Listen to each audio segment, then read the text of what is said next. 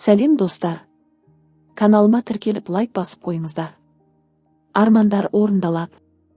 Әр адамның жүрегінің түкпіріндегі бір арманы бар. Ал арман орындалу үшін ең алдымен тап-таза сенім керек. Аллаға деген сенім.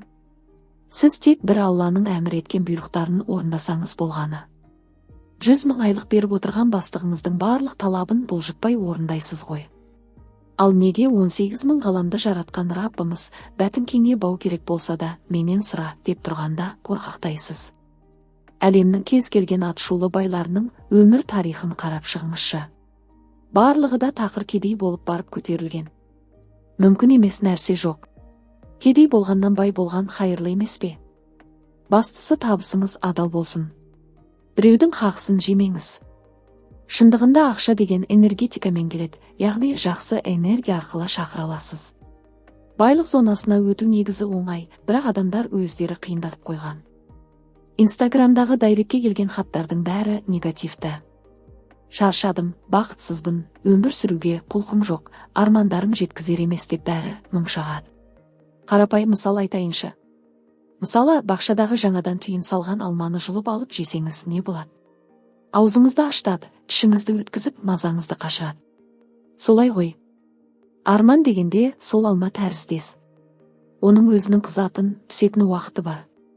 Мәселен, сіз көлікті армандадыңыз. Шиік алманы шыдамай жеп қойғандай қарыз алып немесе кредит алып алсаңыз, сол көлікті мінген құрлы рахатын көрмейсіз ғой. Асықпаңыз. Әр нәрсенің уақыты бар. Біз қанша асыққанмен балада 9 айсыз тумайды. Сол сияқты арман, мақсаттың да пісіп жетілетін уақыты болады. Алланың есебі түгел. Адамның миы антенна сияқты, яғни мида қандай ой көп болса, өміріңіз сондай болады. Айналып кетейіндер-ау, жақсы ойлап, тым болмаса қиялыңызда бай, бақытты өмір сүріп көрсеңізші. Ол үшін ешкім ақы сұрамайды ғой. Негативті ойдың бәрінен құтылыңыз. Үйді қалай аламын, баланы қалай оқытамын, кредиттен қалай құтыламын деп бас ауыртпаңыз. Ол сіздің шаруаңыз емес. Алла қаласа бірақ күнде өміріңіз өзгереді. Бірақ күнде. Тіпті өзіңіз байқамай қаласыз, тек асықпай сабырмен күтіңіз. Мақсат қойыңызда әрекет ете бастаңыз. Алла барлық есікті аша бастайды сол кезде. Миыңызға неше түрлі идея келе бастайды. Сіз өзіңіз сол өмірге қашан дайын боласыз, сол кезде армандарыңыз орындала бастайды. Біз аузымызбен дайын болғанымызбен, миымызда көп қорқыныш пен сенімсіздік тұрады. Сол негативтен құтылсақ болды, тартылыс заңы жұмыс жасай бастайды, яғни барлық мәселе мида. Ештеңеден қорықпаңыз. Әдемі армандарыңыз көп болсын. Арманға тез қол жеткізудің жолын айтайын ба? Ең жек көретін адамыңызға өзіңізде жоқ нәрсені тілеңіз. Иә, Аллам бәленшеге баспана бер, көлік бер, бала бер, бәрін бер, бақыт бер деп тілей беріңіз. Сосын періштелер дұшпаныңа да жақсылық тіледің, яғни барлық дұған қабыл болуға лайық деп сіз үшін тілектес болады. Кімде-кім жақсылық жасауға ниеттеніп бірақ жасамаса, Хақ тағала оны толық жасалған бір жақсылық есебіне жазады. Егерде жақсылық жасауды ұйғарып, әрі оны жүзеге асырса, Алла тағала сол бір ғана жақсылығы үшін 10 сауаптан бастап 700 есеге дейін, тіпті одан да еселеп сауап жазады. Ендеше басқа адам үшін дұға етіңіз. Аффирмация. Алла тағала мүміндерге, адамдарға жақсы сөз сөйлеңдер деп бұйырған. Бақара сүресі 83 аят. Сөздің құдіреті жайлы айтып та жазып та жүрмін. Аффирмацияның не екенін түсіндіріп айтылу ретін айтып жеке кітапта жаздым. Расында да сөз адамның өмірін түбегейлі өзгерте алатын ұлы күш. Сөздің құдіреті көп қалауыңызды қар жандырады. Бірақ аффирмацияны дұрыс айту керек. Мен қарыздан құтылғым келеді. Дұрыс па? Жоқ. Ми бұл аффирмацияның қарыз деген негізі сөзін ғана қабылдайды, яғни қарыз деген сигналды қабылдап дамыта бастайды. Дұрысы, менің табысым бәріне жетіп жатыр. Ақшаны алып жатырмын, және беріп жатырмын. Нақтылық керек болса, мен 2 миллион, қанша қарызыңыз бар, содан сәл көптеу қылып айтасыз, табыс таптым. Аллаға шүкір. Аффирмацияны миға сіңгенше, жағымыз ауырғанша, тіліміз талғанша айтуымыз керек. Ауызша айтатын мүмкіндік болмаса, іштей айтасыз. Аффирмацияны дұрыс айтып үйренгіңіз келсе, менің Айнұрдың аффирмациялар кітабымда алсаңыздар болады. Немесе өзіңіздің тілектеріңізге қарай сөйлем құрап, өз аффирмацияңызды қалыптастырыңыз. Адамның өміріне қатты әсер ететін нәрсе сөз. Өкінішке орай, сөздің құдіретін сезіне бермейміз. Исламда жақсы сөйлеңдер, болмаса үндемеңдер деген хадис бар. Тіпті артық сөйлеп қоямыз ба деп қорқатын сахабалар ауыздарына тас салып жүретін болған екен. Луиза Хей, адамдар аффирмацияның құдіретін білсе ештеңе істемей тек соны айтқан болар еді дейді. Біз көп жағдайда адамның басында жамандық болса тілінен тапты дейміз. Өзі біреудің баласын жамандай беруші еді, енді өз баласы сөйтті деп тілінен келген бәле екенін бірден білеміз. Жақсы сөзде солай. Нені көп айтасың, сол болады. Ең мықты деген барлық психологты тыңдасаңыз таңертең, менде бәрі керемет, мені тек қуаныштар күтіп тұр деп айта беріңіз дейді. Олай болса, тек жақсы нәрсе айтыңыз. Өкпе, реніш, қызғаныш деген қапқара энергетика. Адамның төбесінде қара бұлт сияқты Алладан келетін барлық нығметтің жолын жауып тұрады. Еш тілегіңізді болдырмайды, арманыңызға жеткізбейді, еңсеңізді басып одан сайын қиындықты көбейтіп тұра бермек. Олай болса көзімізді жұмып, барлық буынды босатып, аяқ-қолды айқастырмай бос қойып, 7 рет терең дем алып, іштегі ауаны асықпай шығарып отырып ойланайықшы. Кімге өкпеліміз? Кім бізді өкпелетті? Терең дем аламыз да барлық ренжіткен адамдарды кешірейік. Өзіміз ренжітсек кешірім сұрайық. Қуанайық. Жек көретін адамымыз үшін Аллам оның дұғасын қабыл етіп, барлық арманына жеткіші. Ол ешкімге жамандық ойламайтын, бақытты адам болсышы деп. Әрине, айтуға оңай, жасауға да оңай. Тек тәкаппарлықты қойыңыз. Пайғамбарымыз саллаллаху алейхи уәссалам үмбетін тәкаппарлықтан сақтануға кеңес береді. Тәкаппарлықтан сақ болыңдар. Расында Ібліс адамға тәкаппарлықтан сәжде қылмаған болатын. Ибн Асакир риуаят еткен. Немесе Исра сүресінде де жер бетінде алшаң басып жүрме, расында сен жерді тесе де алмайсың, биік таулармен де теңесе алмайсың деп ескертілген. Сондықтан сіздікі дұрыс болса да кішірейіңіз. Жымиыңыз. Өмір бойы бітпейтін қиындық бар ма? Мәселен, мектеп бітіретін кезде қалай қиналдық? Бәрі де өтті, кетті. Бәрі жақсы болады. Біз бақыттымыз. Өкпе, реніштен арылудың басқа да нәтижелі жолдарын келесі тарауларда таратып айтатын боламын. Сөз құдіретіне қатысты тағы бір жайтты айтайын. Қалай ойлайсыз, ең көп еститін сөзіміз қандай? Өзіміздің есіміміз. Яғни өз атымызды естісек бүкіл миымыз, жүрегіміз елең ете қалады. Себебі азан шақырған күннен бастап бүкіл клеткамызға сіңген. Адам атының тағдырына көп әсер ететіні де сондықтан. Байқасаңыздар, танымал қыздардың есімінде Ай көп кездеді. Айгүл, Айнұр, Алтынай, тағы басқа. Айтақын ағамыздың ақын болатынын білместен ата-анасы ақын болсын деп қойған еді, солай болды. Айтақын ағамыздың 2 ұлы бар. Бірінің аты Арман, кенжесіне ақын Жандарбек Бегімбетовтей ақын болсын деп Жандарбек деп ат қойған. Атақты ақын Жандарбек Бұлғақовты қазір танымайтын қазақ жоқ. Сол сияқты Мейрамбекте қазір барлық мейрамның ортасында жүреді. Нұрсұлтанның да патша болатынын білмесе де, елдің сұлтаны болса екен деген ниетпен қойылды ғой. Мұхамеджан Тазабековке де жердің бетіне исламды таратқан асыл пайғамбарымыздың саллаллаху алейхи уәссалам аты қойылған еді. Қазір ол исламды бүкіл қазаққа таратып отырған арнаның жетекшісі. Ақын Сара Тоқтамысоваға да кешегі Сара Тастанбек қызы сияқты ақын болсын деп қойылған атта ақталды ғой.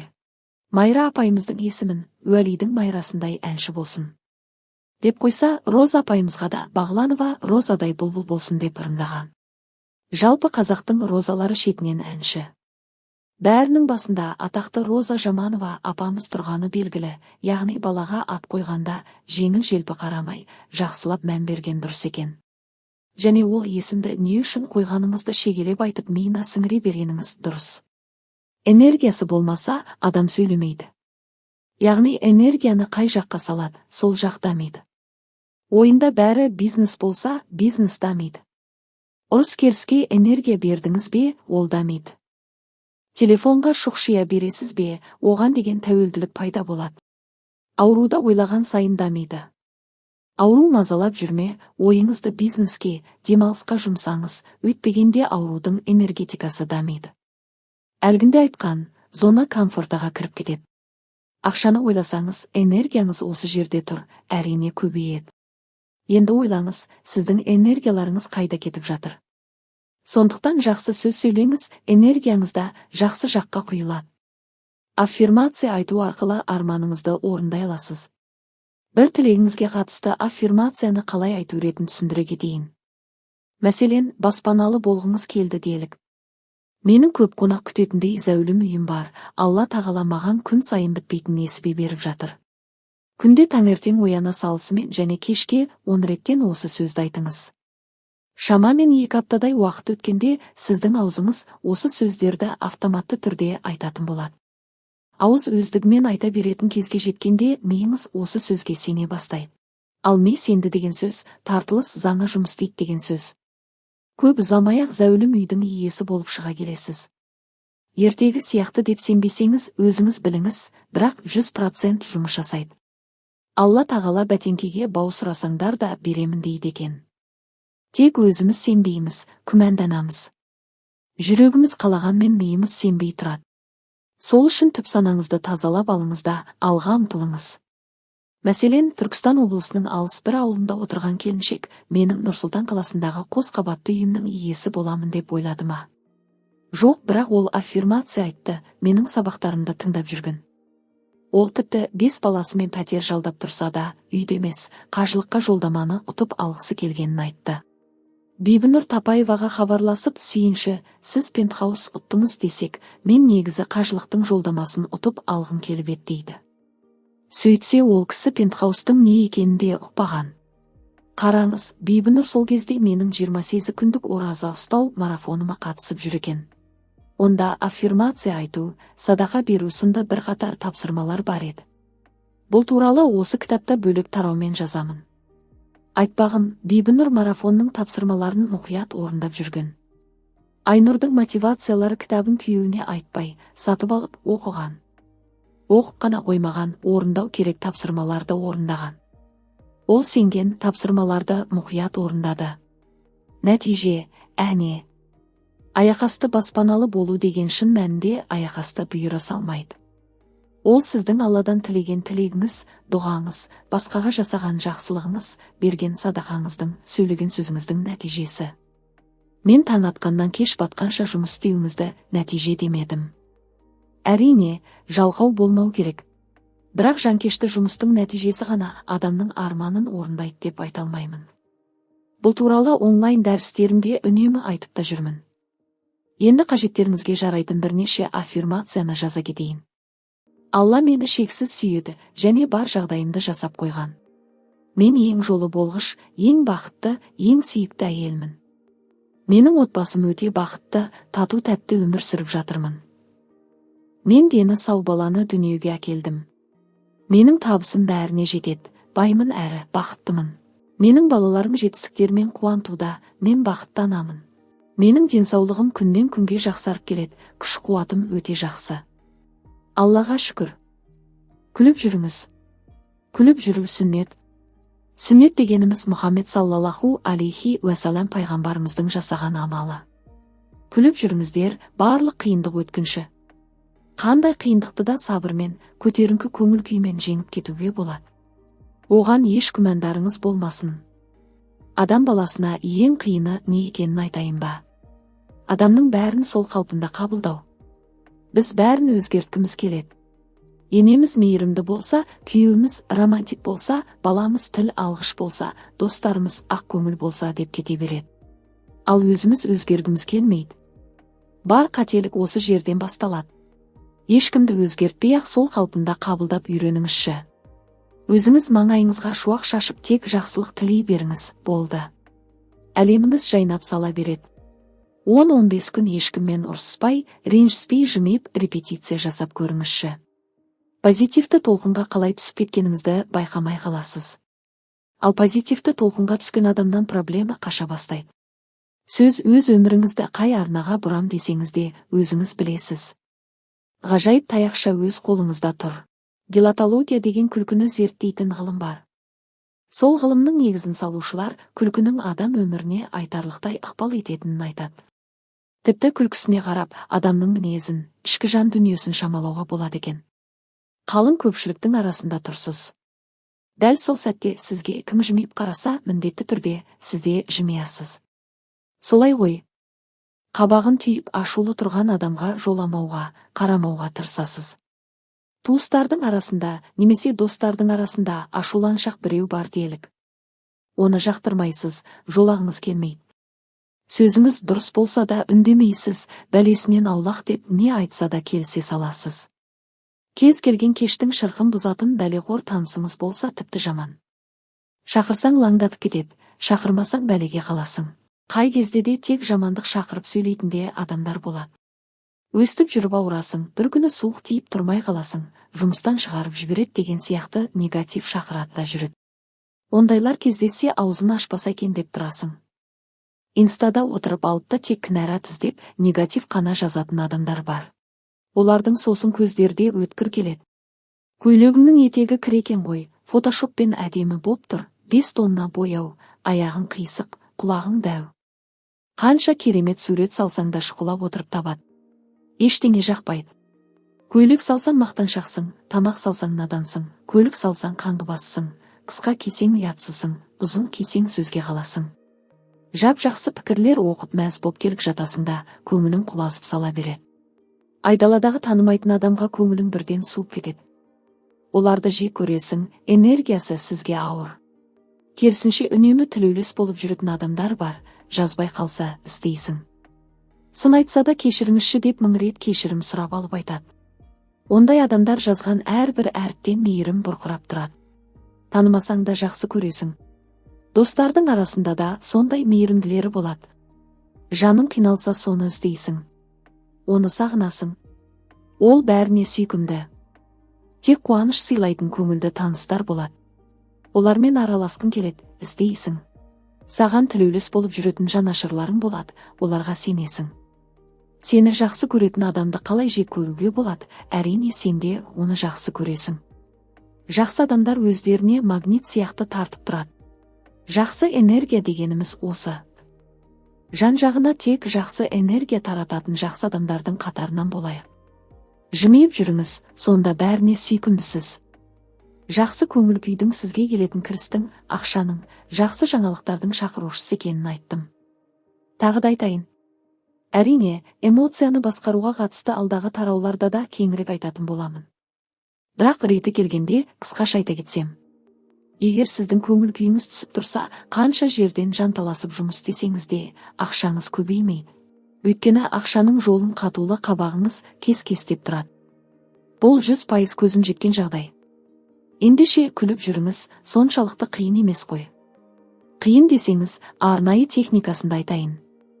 Телефоныңыздың таймерін әрбір жарты сағат немесе 1 сағат сайын шырылдайтын қоңырауға қойып қойыңыз. Шырылдаған сәтте жымиыңыз. Бастапқы кезде өзіңіздің бұл әрекетіңізді ешкім көріп қоймады ма деп, жан-жағыңызға жалтақтап, есі ауысқан екен деп ойлап қалмасын деп есіңіз шығуы мүмкін. Кейін осы езуіңіздегі күлкі сізге жағымды жағдайларды тарта бастағанда, кім не ойласа, оны ойласын, өзім үшін күліп жүремін, деп шешім қабылдайтын боласыз. Дәл осы техниканы жасап көрген оқырманнан мынадай хат келді. Күлу техникасын жасап көрердің алдында үйде ылғи ұрыс керіседі. Техникадан кейін 1,5 ай үйде ұрыс жоқ, яғни сағат қоңырауын қойып, ол шырылдаған кезде күлеміз дейміз де, отбасымызбен күлеміз. Басында өтірік күлген едік, кейін үйреніп кетті. Тамаша әдіс. Үйіме мерекеде осы техникамен кірді, деп жазды бір келіншек. Күліп жүрген адамда уайымдап уақытта қалмайды. Тағы бір нәрсе естеріңізде болсын, ата-анасының уайымы баланың ауруын асқындырып жібереді. Шешесі уайымдай беретін адамның баласы құлап алса, бір жерін сындырып алады. Сондықтан уайымдаудың осындай қаупі барын ескеріп, уайымның орнын жымиюмен толтырамыз. Ендеше күліп жүреміз бе? Садақаның пайдасы. Біресе биліктен, біресе туыстан, біресе банктен, біресе тамыр-таныстан көмек сұрай бергенше, өзіңіз жұртқа көмектесе алатын деңгейге жетіңіз. Мен жасаған жақсылығымды Алланың разылығы үшін жасаймын, және жылтыңдатып жариялағанды жек көремін. Садақаның қасиеті де сонда мақтаныш үшін жасалынбауы тиіс. Садақаның қасиеті туралы сағаттап сөйлеуге бармын. Үнемі сабақтарымда да жиі айтамын, айтқанымның нәтижесін көріп жатқан шәкірттерімнің мысалдары да жетерлік. Байығыңыз келеме, садақа беріңіз. Жасырын не ашық түрде көп садақа беріңдер, ризықтарын көбейет, көмекке ашық болыңдар, дұғаларың қабыл болады дейді Ибн Мажа. Ауруыңыздан құлан таза айыққыңыз келеме, садақа беріңіз. Ауруларыңды садақамен емдеңдер. Садақа барлық ауруды және бәлені қайтарады дейді. Тілегіңіз орындалмай жүрме, садақа беріңіз. Неге дейсіз бе? Өйткені арасында түсінген адамға садақаның пайдасы орасайы зор. Жақсы, тіпті менің сөзіме сенбейсіз делік. Ендеше садақаның қасиеті туралы мен айтпаған, хадистерден алынған, пайғамбарлар саллаллаху алейхи уәссалам риуаят еткен сөздерін жинақтап жаздым. Жақсылық өмірді ұзартады, садақа күнәларды кетіреді, және жаман өлімнен қорғайды. Табарани.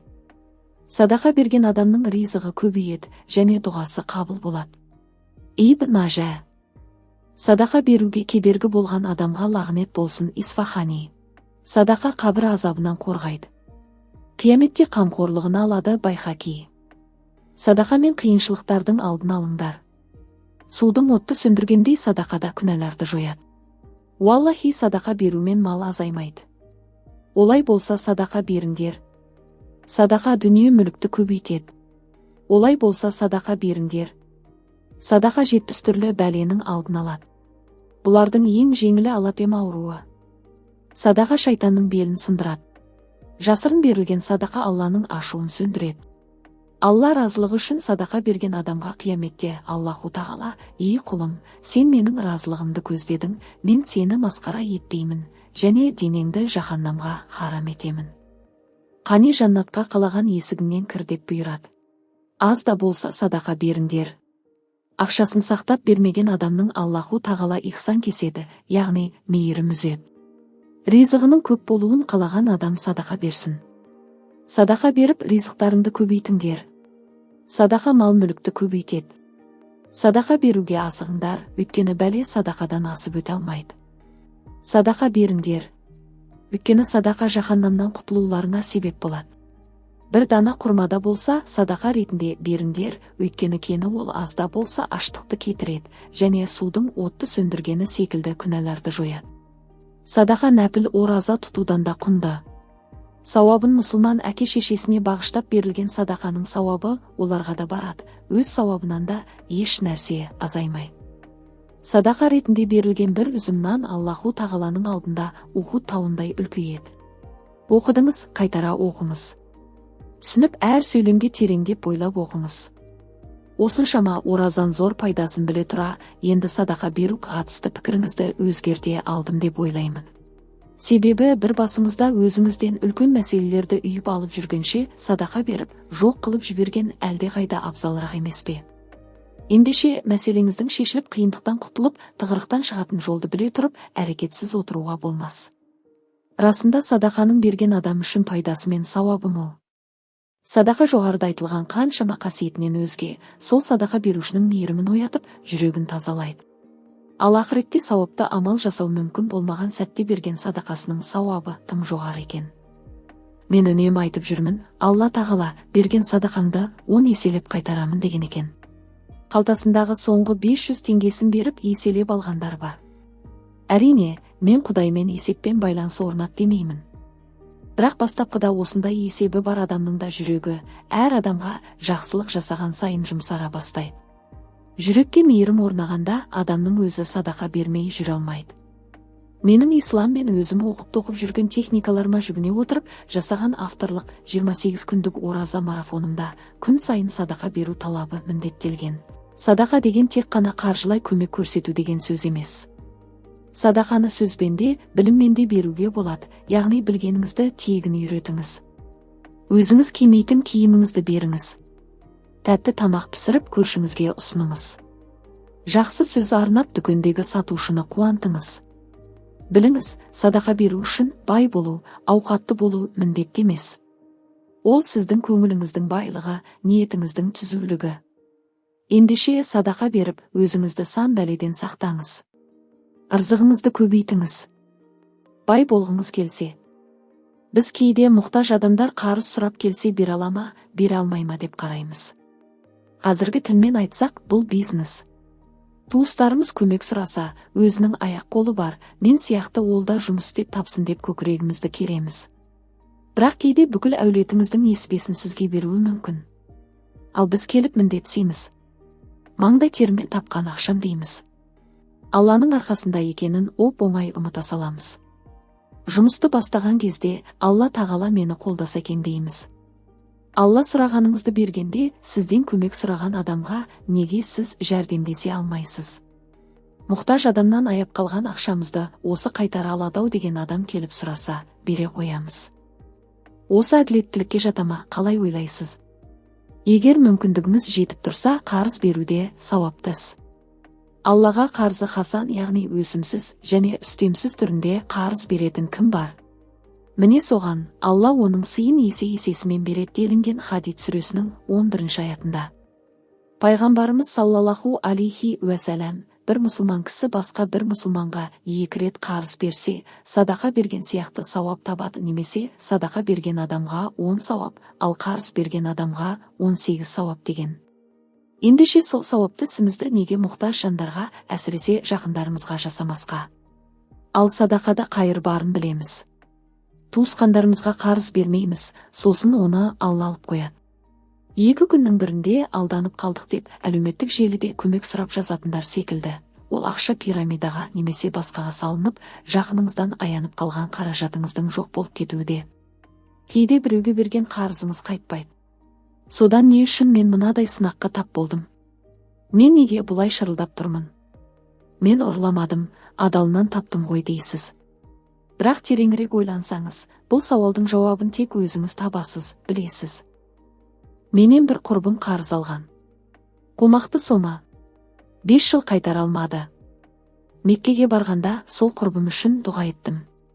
Достығымыздың арасында ақша түспесінші дедім. Сол сапардан елге оралғанда 5 жылдан бері қайтара алмай жүрген құрбымның күйеуі бір-ақ күнде қаражат тауып қарызын қайтарды. Кейде осы адамдар мені неге пайдаланып кетеді деп ренжіп жатамыз. Ойланыңыз, сізді ренжіткен адамның сіз айнасыз. Сонда кім кінәлі? Және бір айтатыным, егер сіз қандай да бір алдыңызға мақсат қойсаңыз, сол мақсатыңызға сай ақша келеді. Кейбір адамдар 10 000 долларым болса ғой деп армандайды.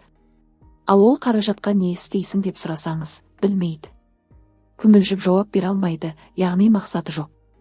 Ал мақсат жоқ жерге тағы да қайталаймын, ақша келмейді. Жұмыс жасау үшін энергия керек. Мақсат тапқан кезде мотивацияны өзіңізден аласыз. Бірақ ақшада дүниеде келген кезде оны жүрекке кіргізбеңіздер. Өздеріңіз куәсіздер, мен айтыстан жақсы табыс таптым. Бүгінде онлайн сабақ өткізу арқылы көретін табысым да жақсы. Енді сұрақ, мен неге көп табыс табамын? Неге асығым алшысынан түседі? Өйткені мен өте көп беремін. Адамдарды қуантқанды жақсы көремін. Бұл әрекетім маған көп табыс әкеледі. Алла менің несібемді көбейтсе, оның қарапайым бір ғана құпиясы осы. Сізде қайталап көріңіз. Әулеттеріңізді қуантыңыздар. Балаларыңызды тең қуантыңыздар. Осы орайда есте ұстайтын нәрсе, біз адамдарды қуантуды отбасымыздан бастауымыз керек. Алдымен балаларыңызды, күйеуіңізді разы қылыңыз. Классикалық психологияда еркекті аямаңдар дейді. Оларға көмектеспеңдер дейді. Сүйіңдер, сыйламаңдар дейді. Исламда олай емес. Еріңді құрметте дейді. Менің үмметімнің ең жақсы елдері күйеулеріне сәлемі түзу, яғни бойсынушы және қанағатшылдары деген Айша анамыз. Ислам үлкенді сыйла, көмектес дейді. Ал классикалық психология сен ешкімге міндетті емессің деп қайрайды. Сондықтан қандай ілім алсақ та өз иманымыздың өрісінде өскеніміз дұрыс. Сонымен алдымен жақындарыңызға сыйлық жасаңыз. Артылып жатса басқаларға жәрдем беріңіз. Берген жерде береке бар.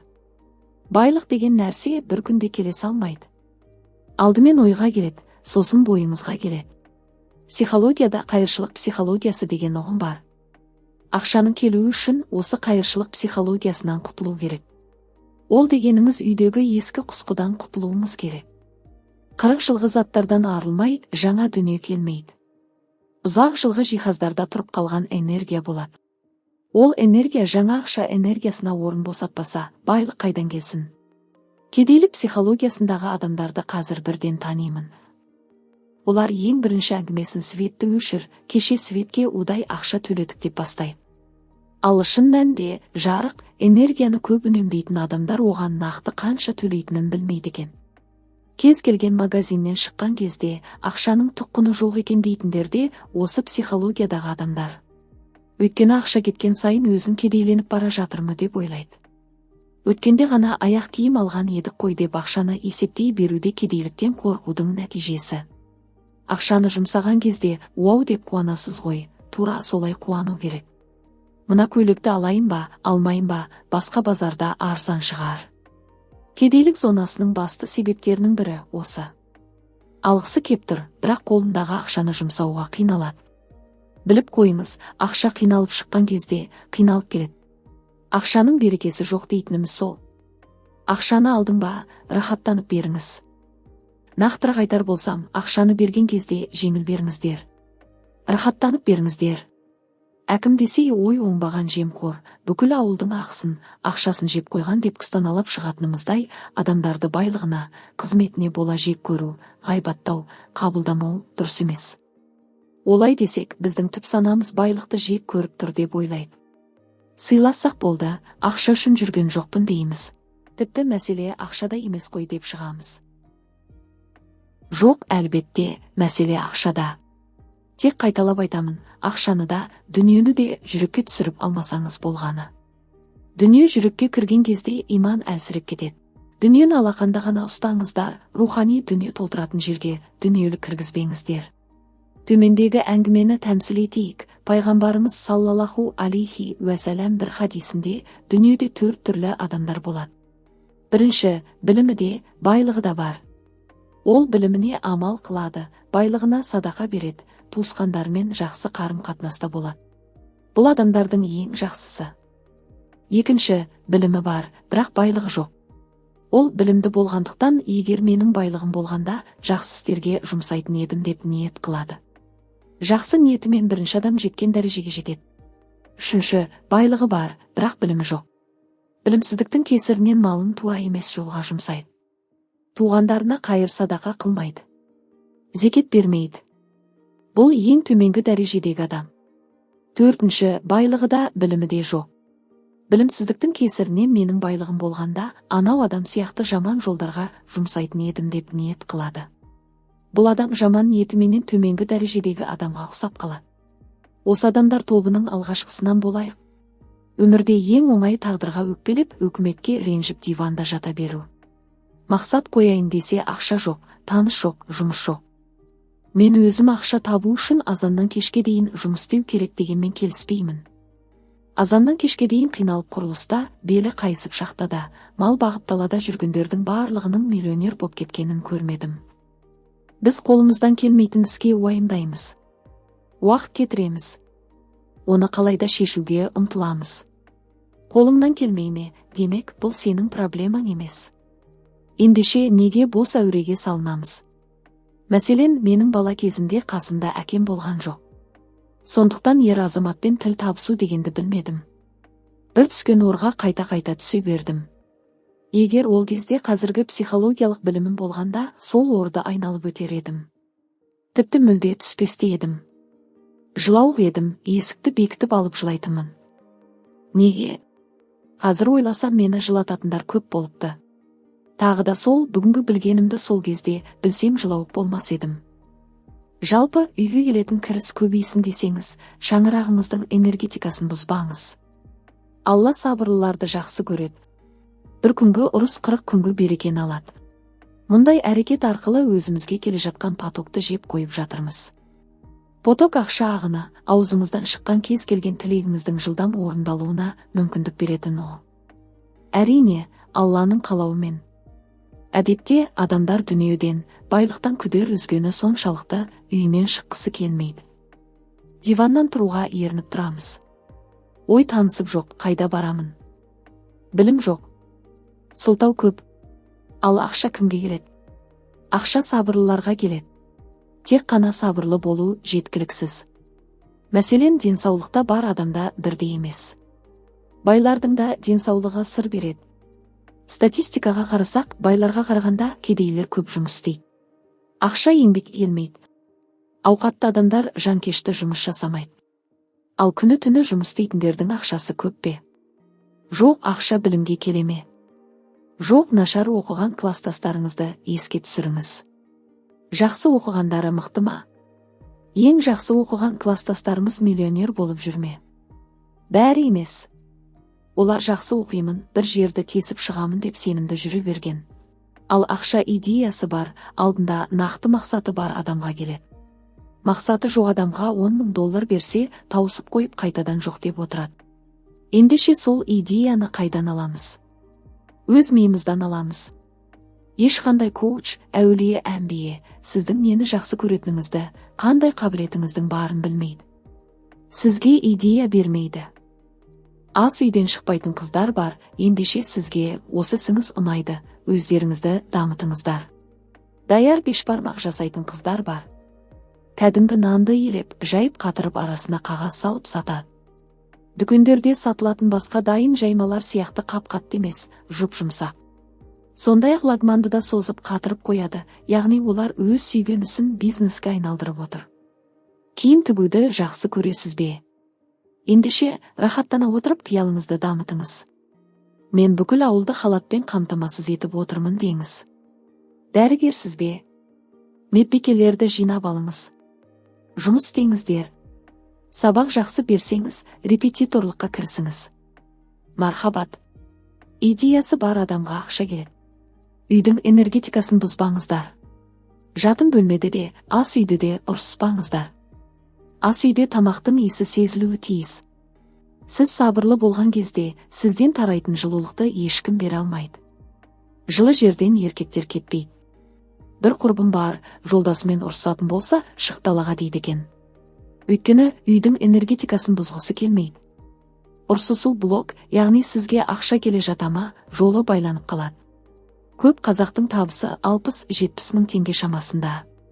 Қамықпаңыз, егер басқаның көкесі миллионер болса, әкесі әкім болса, оның демеуші құдасы болса, сіздің демеушіңіз Алла емес пе? Көтерілеміз. Идеяңыз жоқ па?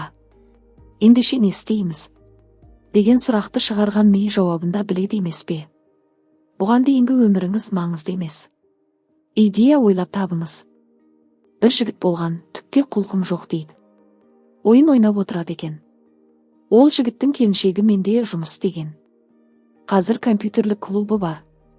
Бір қыз бар, жоқшылықты көп көрген отбасында өскен. Мектеп бітірген соң оқыған. Қалаға кетіп жоғары оқу орнын оқыған. Бірақ мамандығы бойынша жұмыс таба алмай, бір халықаралық компанияға еден жуушы болып орналасады. Осы жерде еден жуып жүріп, барлық жұмыс істеу жүйесінде біліп жүреді. Бір күні сол білгені жүзеге асатындай қызметкерлердің орны босағанда басшылыққа өзін ұсыныпты. Бірақ ағылшын тілін білуін керек деп жұмысқа алмапты.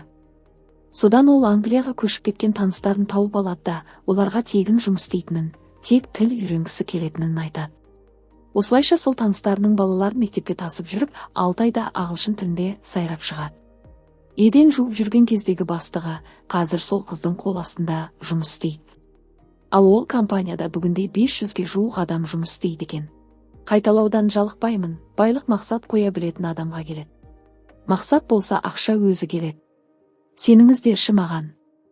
Тек асықпаңыз, ашуланбаңыз, ұрсыраңыздар, ғайбат айтпаңыз, жақсы сөйлеңіз, жақсы ойлаңыз.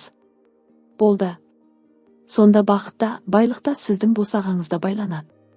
Өткенде кітап сатып алған оқырмандар арасында ойнатылған ұтыста қажылықты ұтып алған қыз дәптерге анамды қажылыққа апарамын деп мақсатын жазған екен. Кітап алғандардың 80-90% мұқтаж адамға бұйырса екен деп шын жүректен тілеулес болды. Мен өзім көп балалы, иманды отбасы ұтса екен деп дұға қылып жүрдім. Таныстарым ұтып алмаса екен деп қатты қорқып та жүрдім. Ал пентхаусты ұтып алған Бибінұр Тапаева 5 балалы намаздағы ана екен. Алладан сұрады, Алла тілегіне жеткізді. Шүкіршілік техникасы. Адамдарға алғыс білдірмейтін адам Аллаға шүкір етіп жарытпайды. Ахмет Әбу Дәуд Тирмизи риуаят еткен. Түпсананы тазалаудағы арнайы техникалардың бірі шүкіршілік айту. Яғни түпсананы шүкіршілікке толтырамыз. Алла тағала шүкір етсеңдер, нығметті арттырамын дейді. Мен шүкіршілік техникасын жасауды бастаған кезде байқағаным көп. Шүкіршілігімді арттырған сайын, шүкір етер жақсылығым көбейді. Шын мәнінде біз әрбір сәтіміз үшін шүкіршілік айтуымыз керек. Мына оқиғаны айтайын, бір шейх ауа жетпей, тұншығып құлап қалады. Оны дәрігерлер тез арада демалдыратын аппаратқа қосады. Бірақ уақыттан кейін есін жинаған кезде емнің есеп-шотына келеді. Қараса 600 дирхам. Сонда шейх жылап жіберіпті. Неге жылайсыз, қымбатқа шығып кетті ме деген дәрігерлерге, мен оған жылап тұрған жоқпын. Қараңыздаршы, 2 сағат ауа жұта алмай қалғаныма 600 дирхам төлесем. 72 жыл бойы осы ауаны тегіннен тегін жұтып келе жатыр екенмін. Сонда мен Аллаға қанша қарызбын, деп еріксіз егілген екен. Біз кредитіміз болса, содан өліп кететіндей болып тұрамыз. Адам кредиттен өлмейді. Өмір бақи кредит төлеп келе жатқандар бар. Ажырасып кетсең де өлмейсің. Тіпті енемізбен ұрсысып, күйеуіміз қыдырып кетсе, депрессияға түсеміз. Оның ешқайсысынан адам өлмейді. Адам су таппай қалса, немесе ауа жетпей қалса өледі. Басқасының бәрінде адам тірі қалады. Енді қараңыз, бізге нақты қажет нәрсені беріп тұрған Аллаға неге шүкір айтпаймыз? Сіз ауаны жұтып тұрған үшін шүкіршілік жасаған адамды көрдіңіз бе? Жоқ, таңертең тұрған кезде ертең не су ішем деп уайымдаған адамды көрдіңіз бе? Жоқ, біз шүкірлікті үй алсақ айтамыз. Көзге ілінбейтін майда шүйде деп өзіміз ойлап алған қажеттіліктерге шүкіршілік айтпай, көп нәрсеге жетпейміз. Қараңызшы, таңертең қызыңыз келіп мам деді, шүкір ме? Таңертең ас іштіңіз. Инстаграмда отырсыз, шүкір ме? Яғни шүкір дей берсеңіз, негативке орын қалмайды. Негатив бұрын саған қалыпты жағдай болса, қазір негатив саған түрпідей тиетін болады. Сіз негативтен қаша бастайсың. Жұмысыңыз ұнамай жүрме? Айналаңыз сізді түртпектей ме? Ендеше жаныңыздан сұраңыз. Қалайын ба осы жұмыста деп, егер негатив жаныңызға жақпай бастаса, бұл өзгерістің бастауы. Үйіңде тыныштық орнаса, өзгерістің бастауы. Сен бұрын жек көрген адамыңды жақсы көре бастасаң, өзгерістің бастауы, мұның нәтижесі түпсана тазалана бастады деген сөз. Түпсана тазалана бастағанды қалай байқайсыз? Түпсана тазаланғанда Алламен байланысқа түсесіз. Күн сайын жақындай түсесіз. Шүкіршілігіңіз көбейеді. Алла сізге бәрін беріп қойғанын түсінесіз. Бәрін берді деген сөз, молшылыққа жеттіңіз деген сөз. Адамның бәрінің байлық, бақыт қолында тұрады, көрмейді, алыстан ертеңінен іздейді. Немесе басқадан. Байлық ертең келетін нәрсе емес, қазір осы жерде баймын, бақыттымын дегенді сезінбесең, анау жақта бақыт жоқ. Сондықтан сен осы жерден қиналғаныңды тастайсың да, бақытты қолың аласың. Мен 2016-25 мақсат жазғанмын. Біреуі де орындалған жоқ. Сөйтсем ми дайын болмаса, орындалмайды екен. Сондықтан да түпсананың тазалығының маңыздылығы осында. 2018 жылы түпсана сабағын бастағанда қарыздан қалай құтыламыз деген сабақ өткіздім.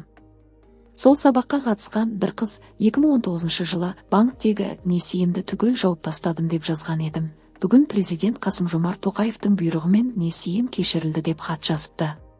Біздің қолымыздан не келмейді? Біз тек дұрыс тапсырыс бере алмаймыз. Ақша жоқ емес, ақша келіп жатыр, 100 000 теңге. Балаңыз үйленгенде 2 миллион теңгеге той жасайсыз. Машина 2 миллион теңге тұрады. Көп ақша ұстаған кездеріңіз болды ғой. Мен түпсана сабағын бастағанда, осы сабақтардан алатын ақшам халалынан болсыншы дедім. Осы орайда мен сіздерге кванттық физика туралы айтайын. Менің Мәскеу психоанализ институтында оқып жатқанымнан хабардар боларсыздар. Сондағы сабақтарыма қарасам, қазір мен айтып жүрген онлайн дәрістердің тақырыбы институт деңгейімен салыстырсам, бірінші мен 5 классқа баратын білімдерді айтып жүрміз. Терең терминдер қоспаймын. Трансерфингті талдап айта алмаймын. Бірақ оны айтпаймын, өйткені бәрін түсіне алмайтындар бар. Ақтөбеде оқушым бар, сабаққа үлкен қарызбен келген. Қазір өзінің ателесі бар.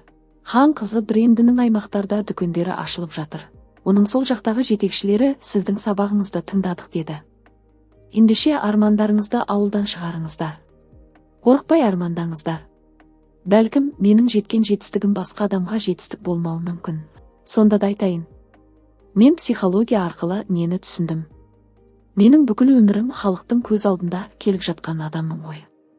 Мен бұл айтыстан кетсем қалай күн көремін? Маған бүкіл бақыт берекенің барлығы айтыс арқылы келеді деп қана ойладым. Айтыстан кетсем елдің көз алдынан да кетемін деп ойлағамын. Көзден кетсем көңілден де кетемін деп. Ал психология арқылы танымалдылығым артпаса, кем болмады, яғни бақ пен береке беретін айтыс еместігін, Алла екендігін түсіндім ғой. Нәтижесінде Алла тағала адамға берген несібенің қайда барса да бұйыратындығын мен қазір дәлелдеп жатырмын деп ойлаймын. Одан кейін психология арқылы кезінде таудай көрінген проблемаларым қазір түймедей екенін түсіндім. Маған кезінде таудай биік шыға алмайтын биіктерім менің миымда ғана биік екендігін түсіндім. Менің мінезімдегі өзгерісті оқырмандарым да байқап жатқан болар. Бұрын мәселен мен ақын шындықты айту керек деген позициямен келдім, ешкімнің көңіліне қарамау керек деп ойладым. Ол солайда. Ал адам көңілін қалдыру мешітті қиратқанмен тең болар. Меніңше адамның көңілін қалдыру деген сөз ол жаңағыдай тас қорғанды бұзудан да қиын екен. Ал көңіл қалдыру деген қазір бізге шыбын шаққандай әсер етпейді. Қанша адамның көңілін қалдырдық, бірақ жүре береміз. Жолымызды байлап жатқан сонда өзіміз. Ешкіммен алысып, ешкіммен жарысып та керек емес, ешкімді жек көріп, ешкімге өкпелеудің де қажеті керек емес. Маған тиісе береді десеңіз, сіз өзіңіздің жан дүниеңізде тыныштық болмаған соң сізге тиісе береді. Ішкі жан дүниеңізде өзіңізге көңіл толмаушылық, самооценка, өз-өзіңізді бағалауыңыз төмен болған кезде сізді кемсітетіндер де көп болады. Ал айтыңызшы, сіз өзіңізді өзіңіз бағаламай отырғанда неге біреуге ренжисіз, кемсітеді деп? Сіз маған енем неге көйлек сый әкелмейді деп ренжисіз, бірақ негізінде сіз өзіңізге қимай жатасыз сол нәрсені. Олар сіздің тапсырысыңызды орындап жатыр. Балам айтқанымды тыңдамайды дейсіз, өйткені сіз өзіңізді тыңдап білмейсіз. Тыңдап біле алатын адамдарды қалай білеміз? Тыңдап білетін адамдар жай сөйлейді, жай сөйлеп тыңдатқыза алады. Өйткені олар тыңдауды біледі және тыңдата алады. Ал өзін тыңдата алмайтын адамдар айқайлап сөйлейді, сондықтан оны ешкім естімейді. Өйткені айқай, ұрыс, өкпе, реніш адамның жолын байлайды. Ал енді қызғаныш адам жолындағы сәттілікті жояды, реніш денсаулықты жояды, өкініш болашаққа деген қадамды жояды. Тағы да айтайын, адамға мейірім мен махаббат сыйлау арқылы ешқандай ұрыс керіс, талассыз ақ өте биікке көтерілуге болатынын ойыммен түсіндім. Жалпы психология саласындағы қыздардың әрқайсысының еңбегі бар. Ешқандай психолог ажырасуға, ұрсысуға, адамдарды жек көруге, бетбақтыққа тәрбиелемейді. Бүкіл психологияның түбі мәдениеттілікке, ғафулыққа, махаббатқа алып келеді. Ислами психологияның құтатын жері сол, бірінші Аллаға деген махаббат, Аллаға деген сенімді арттыру. Адам қай кезде қорқады? Алладан бетін теріс бұрғанда қорқады. Жалғыз қалдым дегенде қорқады. Адам қылмысты не үшін жасайды? Ешкім көріп тұрған жоқ деп жасайды. Мұсылман адам олай істемейді, өйткені ол қашанда Алланың жанында екенін біліп, ештеңеден қорықпайды. Алланың көмектесетінін біліп, ешқандай қиындықты уайымдамайды. Осы орайда тағы бір мәселе, аффирмацияны көп адамдар дұрыс емес деп те жатады. Бірақ мысалы, жағдайы қиналып, ауырып тұрған адамнан жағдайын сұрағанда не айтады? Жағдайым жаман демейді, Аллаға шүкір дейді. Сонда неге Аллаға шүкір дейді? Өтірік қой ол, өлейін деп жатыр ғой демейміз ғой, яғни бұл шүкіршілік ету. Сосын ол өзім баймын деп айтады, ол өтірік, Алланы алдау ғой дейді кейбір кісілер. Ал сонда сіз бай емессіз бе? Сіздің басыңыздың амандығыңыздың өзі, деніңіздің сау болғанының өзі байлық емес пе? Сіздің неге үйіңіз жоқ? Сіз неге тірлік бастамайсыз? Десе оған ақша қайда дейміз. Маған оны кім береді дейміз. Баспана алу адамның қолынан келеді. Ақша табу адамның қолынан келеді. Мәселен, дәмі тіл үйретін кепкен өрікті өсірген адам ба? Адам бәрі адамның қолынан келеді. Адам жасай алмайтын дүниелер бар, яғни адам теңізді жасай алмайды, жұлдыздарды жымыңдата алмайды. Қарды жауғызып отыра алмайды. Ендеше сол ұлы нығметтерді беретін кім? Бір Алла 18 мың ғаламға ауаны жеткізіп, жаңбырды жауғызып, жұлдыздарды жымыңдатып қойды. Біздің әр жеген тағамымыз, ішкен суымыз байлық па? Байлық ең үлкен байлық. Ендеше сізді де байыта салу Алла тағалаға қатты үлкен шаруа ма, қалай ойлайсыздар? Маған берілген денсаулық сіздерде бар. Маған берілген 24 сағат сіздерге де берілді. Бір дейміз, неге маған Алла тағала береді, сізге бермейді? Бір құрбым бар, неге сіңлісіне бәрін береді? Екіншісіне бермейді. Сұрасам, мен үнемі сыйлық жасап жүремін, сіңлім ерекше қуанады. Ал мен оны қуанта бергім келеді дейді.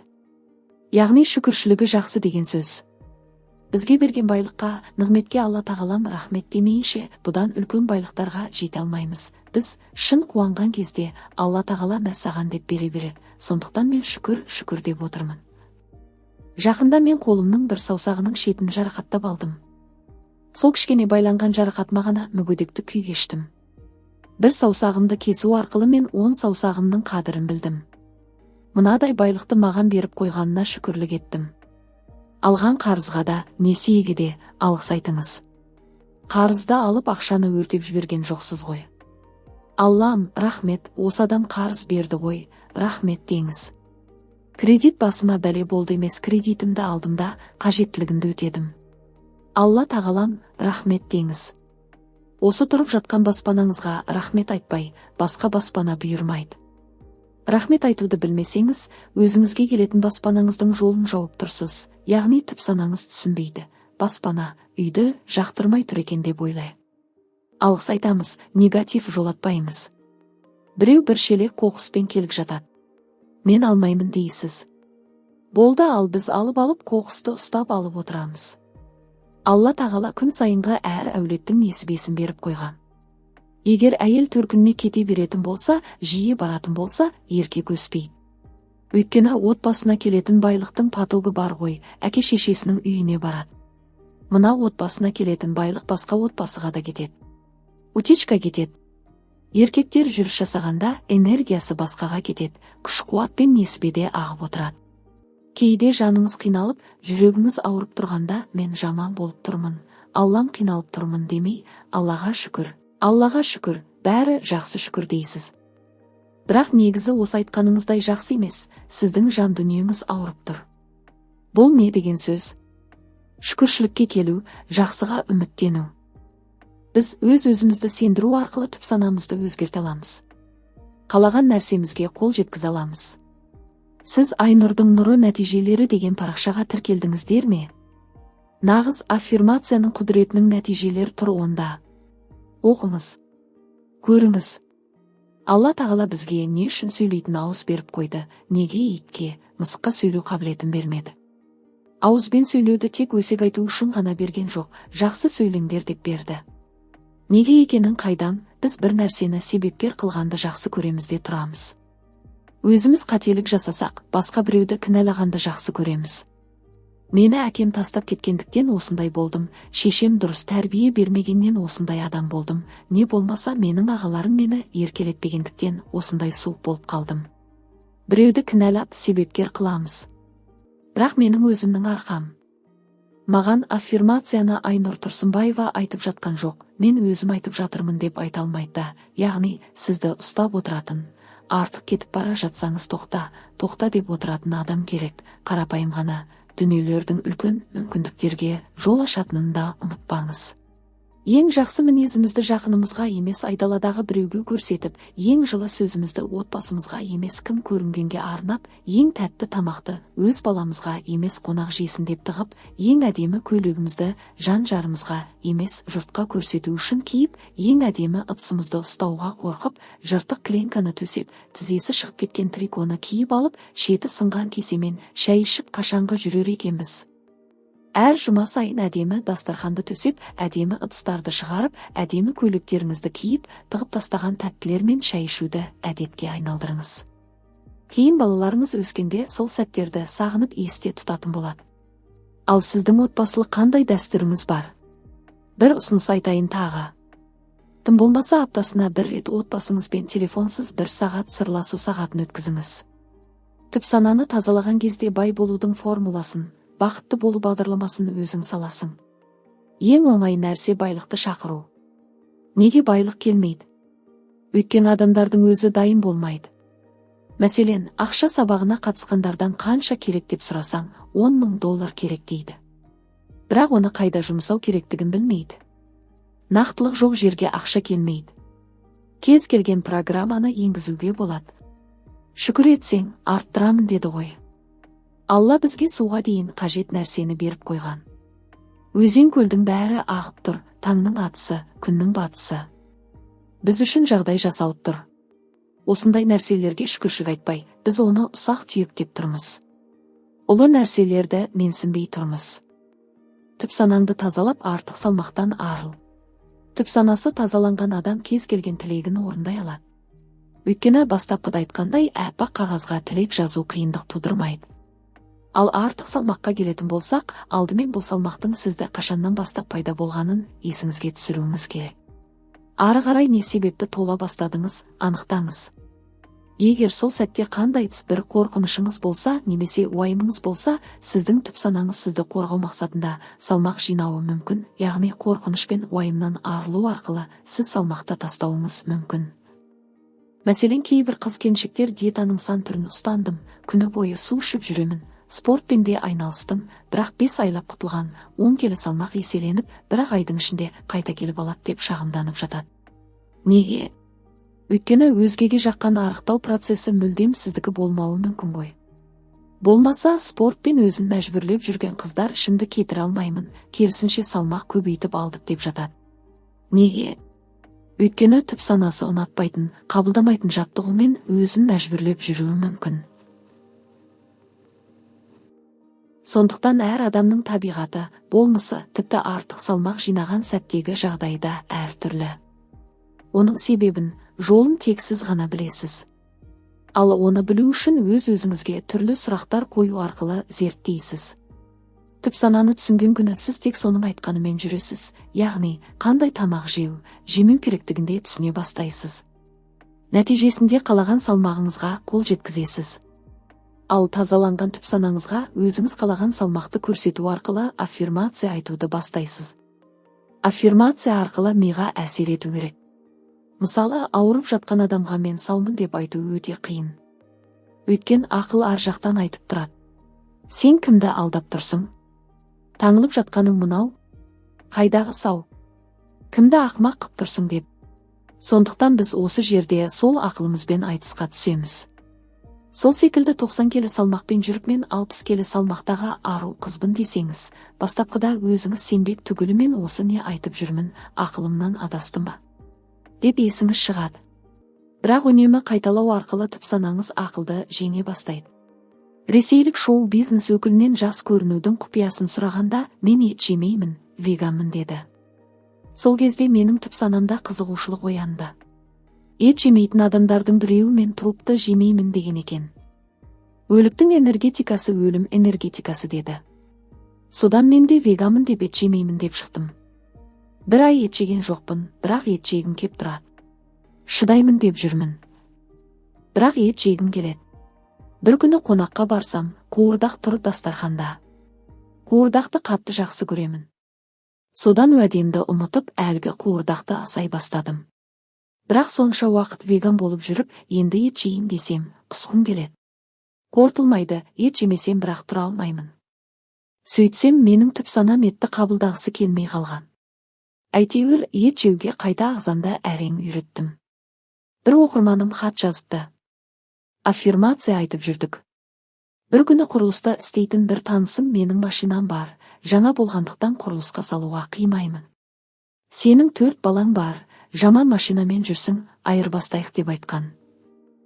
Енді тілегіңді тілей бер, ал оның қалай орындалатынына басыңды қатырма деген. Сіздің сөзіңізге қалай сенбейін деп жазыпты. Сондықтан ақылыңыз есін ауысты ма? Десе де, аффирмацияңызды айта беріңіз. Жамандықтың бәрі орындалғанда жақсылық орындалмай ма? Ауыз сөйлеу керек, не жақсы сөйлейді, не жаман сөйлейді. Мұқағали, мен өлемін 40-тың 5-еуінде деді. 45-те қайтыс болды. Аффирмацияда сен не айтасың, сол нәрсені ойлап отырасың. Аффирмацияда сөздің құдіреті, ойдың құдіреті жұмыс істейді.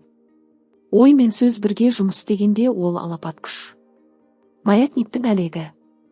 Мен үнемі сабақтарымда айтатын стакан техникасының авторы Вадим Зеланд әйгілі «Трансерфинг реальности» кітабының алғашқы бөлімінде маятник деген ұғым бар. Сөздікте маятникті тілшік деп аударады. Бірақ түсінікті болу үшін маятник терминін қолдана бергенді жөн көрдім. Сондай-ақ сабақтарымда маятникке энергия бермеу керектігі туралы көп айтамын. Ендеше сол маятник дегенне көптеген адамдардың бір мезгілде бір бағыттағы ойы энергиялық ақпараттық құрылым жасайды. Оны Вадим Зеланд маятниктер дейді. Бұл құрылым өздігімен дамыған сайын адамдарды өзіне бағындыра бастайды. Олардың дегеніне көнгенде адамдар өзінің не істеп, не қойғанына есеп бермейді екен. Таратып айтайын. Кез келген адам әртүрлі әлеуметтік желідегі топтарда, сондай-ақ отбасылық және ортақ пікірдегі достардың тобында, оқуына, қызмет бабына сай WhatsApp топтарында отырамыз. Кейбіреулер саяси партияларға тіркелген деген сияқты. Егер сізге тіркелген тобыңыз ұнамаса, WhatsApp'тан шығып кетесіз. Солай ма? Ал егер ортақ мүдде немесе айтар әңгімеміз ортақ десеңіз, сол топта отырасыз, яғни бір бағытта ойлау деген осы. Енді қараңыз, әрбір адамның өз энергетикалық бірлігі болғандықтан әрқайсысы бір маятник бірлігі. Енді осындай маятниктер тобының ойы бір бағытқа қарай бұрылғанда топтық маятник пайда болады. Неге маятник? Өйткені бір бағытқа қарай көп адам бұрылған сайын ол қатты шайқала түседі. Себебі топтың әр адамы оны өз энергетикасымен сусындатады. Әр маятниктің мақсаты жалғыз өзін ұстаған адамның энергиясын алу, яғни адам өзі бағынатын жүйенің бағытын ұстанады. Міне, бұл Зеландтың түсіндіруі. Қарапайым тілмен түсіндірейін. Мәселен, бір кездері суицид деген пәле шықса, республиканың әр өңірінен осыған ұқсас ақпарат тарай бастайды. Қалай ойлайсыз? Әлгі қорқынышты ақпаратты оқыған қоғам соған қарай энергиясын беріп қояды. Маятниктер тартылып жатыр. Қызғанышта маятник. Қызғаншақ адамның қызғаныштығы ішінде тұрады, оны бірден жеңе алмайды. Не істеу керек? Ол үшін ең алдымен тәкаппарлықты жеңу керек. Өйткені ол мынау неге шығып жатыр, мен неге шықпаймын, менің одан қай жерім кем?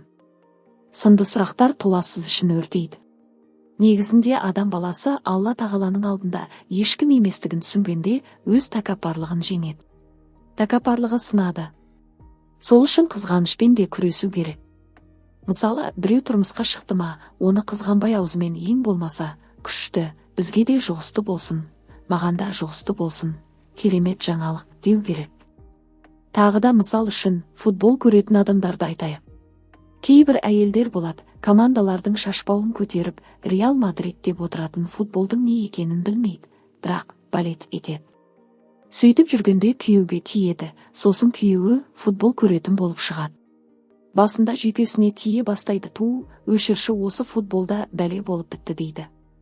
Сосын бір күні күйеуі азаннан кешке дейін сол футболын көре бастайды, құлағы ести бастайды, біртіндеп футболистердің аттары миына кіре бастайды. О Месси, Рональдо деп бүгін қашан, қаншада болады деген қызығушылығы ояна бастайды.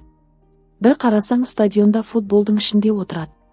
Демек жоғарыда айтылған негативтермен де осылай күресу керек. Кейде біз бір нәрсені білгіміз келіп қалай болды, не болды деп ішінде кіріп кететініміз бар.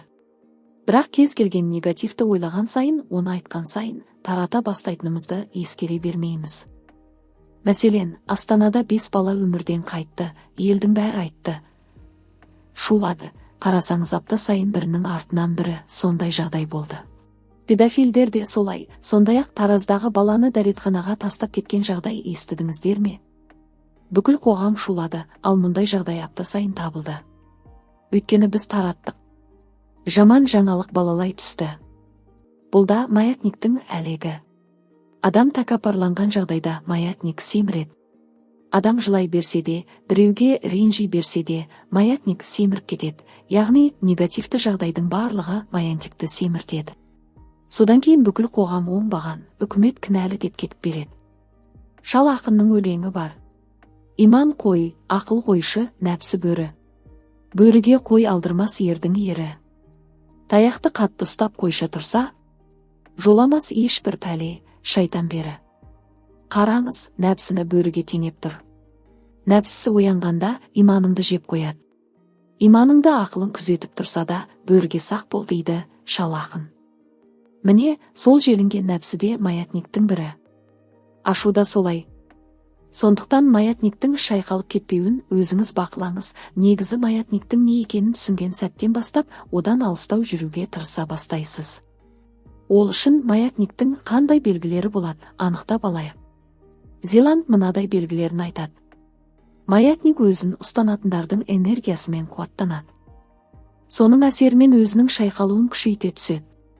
Маятник өзін ұстанатындарды көп тарта бастайды, яғни өзіне бет бұрғандарды көбейту арқылы энергиясын көбейте алады деген сөз. Маятник өз тарапындағыларды басқаларға қарсы үгіттей бастайды. Біз жақсымыз, олар жаман деген ұстаныммен. Маятник кез келген нәрсені, кез келген адамды күстаналауға дайын тұрады. Ол өзін ұстанбаған кез келген адам кінәлі, жаман деген ұстанымда болады.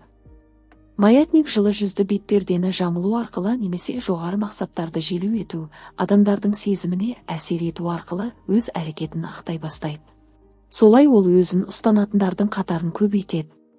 Егер жоғарыда аталғандардың бірі сізге жат емес болса, маятниктің бір ұшы сізге де тиген деген сөз. Арылыңыз. 28 күндік тыныштық сізді позитивті толқынға ауыстырады. Адам негативті толқында болғанда бірінші адамның киіміне қарайды. Екінші түріне, сөзіне қарайды. Төртінші жүрегіне қарайды. Тек негативті көреді, сосын барып позитивті көреді. Керісінше позитивті көре бастағанда негатив көрінбей кетеді. Түпсана тазаланғанда басқа адамның тек жүрегін көріп тұрады. Мәселен, біреу ішкіш болып кетсе де, оны ішкеннен ақтап алады. Оның орнында болсам, мен де ішіп кететін едім деп тұрады. Сен бүкіл адап баласына адвокат боласың. Адамдар ешқашан өзінен әлді адамға күш көрсетпейді, дауыс көтермейді. Не үшін? Себебі әлсізге күші жетеді, қорықпайды. Өз баласында сонша ұрады. Ешкімге жоғал бар ары деп айтпайды. Тек баласына айтады. Өзгеріс осы тыныштыққа келеді. Ал түпсананың тазарғанын қайдан білеміз? Машина аламын дегем, машина алмадым. Дүниелік нәрсені ойлаймыз. Кредиттен құтыламын дегенмін, құтылмадым, яғни өзгерісті дүнияуи байлықпен екшейміз. Өзгеріс одан басталмайды. Түпсананы тазалап алдым біліп, өзгерісті күттім деп отырып алу емес. Жазуды бастадыңыз ба, ол да өзгеріс. Елдің бәрін кешіріп тастадыңыз, ол да өзгеріс. Жаныңыздың дауысын ести бастайсыз, ол да өзгеріс. Енді тек үлкен өзгерістердің орын алуы ғана қалды. Жатырында миомасы бар қыз келді алдыма.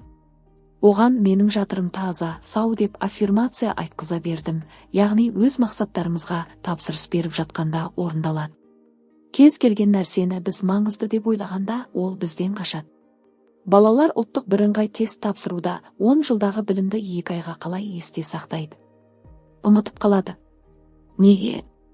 Уайымнан ұмытып қалады. Себебі балаға сен ұбт тапсырсаң, ана жерде оқисың, сен білімдісің, тапсыруын керек деп жүктеп қоямыз. Балада қорқыныш пайда болады. Өз-өзін кінәлайды.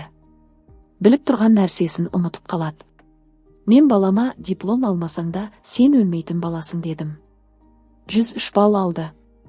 Балаларымыз қорқынышпен кіреді емтиханға, және сол қорқынышты ақтап шығамыз. Ұяламыз, оны қашан аламыз, кімге барамын деп уайымдамаңыз. Оның орнына алсам жақсы. Алмасам одан да жақсы. Бәрі ойдағыдай. Алланың бұйыртқаны болады деу керек. Түпсана ойға таңдап жасай алама. Көптеген психологтар мен басқа да мамандардың зерттеу нәтижелері бойынша, олардың кейбірі арнайы гипноз тәсілдерін қолдану арқылы мынадай қорытындыға келіпті. Адамның түпсанасы ешқандай таңдау жасай алмайды. яғни қандай да бір ойға тоқталу үшін салыстырмалы түрде таңдау жасай алмайды екен. Сарапшылар қайта-қайта тәжірибе жасай отырып, адамның түп санасының кез келген идеяны, кеңесті қабылдай беретінін байқаған.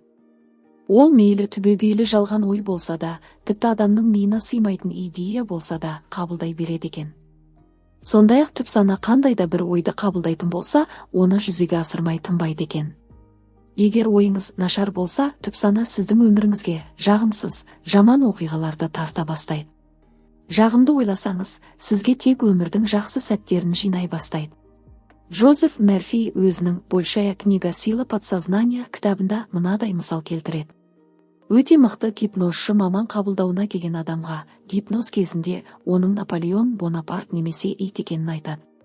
Ал тәжірибе жасалынған адам шын мәнінде өзінің Наполеон екеніне сеніп, әрекеттері мен қимылын тіпті ойында Бонапартқа ұқсата бастайды. Енді бір сәтте ит екенін айтқанда, гипноз жасаушымен ешқандай пікір таластырмай-ақ төрт аяқтап жүгіріп шәуілдеп үріп кеткен. Мұнда оның түп санасы жаңа бұйрық алды да, адамның тұлғалық образы өзгеріп сала берді. Тағы бір мысал. Бір гипнозшы қабылдауына келген адамға оның арқасы қышып немесе мұрнынан қан ағып кетті деген ойды сіңіріп, келесі адамға мыраморлы қатып қалған мүсінсің. Енді біріне сен жаурап тұрсың десе, әр адам өзіне берілген ойды бұлжытпай орындауға тырысқаны соншалықты бірінің мұрнынан қан аққан. Әрине, гипноз жасаушы бұл адамдардың санасын ұйықтатып тастау арқылы өз бұйрығын орындатып тұр. Сол себепті де ол адамдардың ешқайсысы гипноз жасаушының бұйрығына қарсы келмей, айтқанын екі етпей орындап тұр. Орындатып тұрған түп санасы.